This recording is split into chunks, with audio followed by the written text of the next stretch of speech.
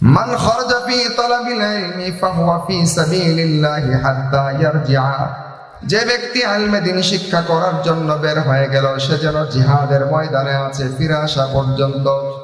মোল্লা আলী কারি রাহমাতুল্লাহ আলাইহি বলেন, এই হাদিসের ব্যাখ্যা হলো ফালাহু আজরু মান খরজা ফিল জিহাদ, অর্থাৎ ওই তালেবে ইলমের পিছনে ওই বাবা যে টাকাটা খরচ করে কিন্ডারগার্টেনে ভর্তি করে দিয়েছে, আলেম হওয়ার শেষ পর্যন্ত বাবা এই সন্তানের ভর্তি খরচ দিয়েছে, কিতাব কিনে দিয়েছে, কাপড় কিনে দিয়েছে, বেতন দিয়েছে, সব রকমের নাস্তার খরচ দিয়েছে।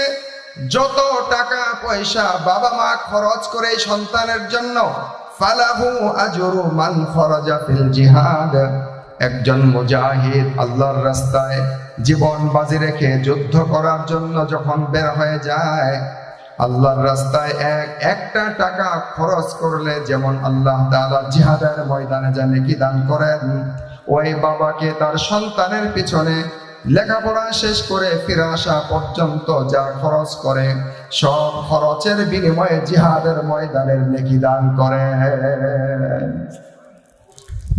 সন্তানের জন্য মাদ্রাসায় খরচ করি, নেকি পাই কিসের বলেন না? কিসের নেকি বলেন? জিহাদের নেকি, জিহাদের নেকি পাওয়া যায়।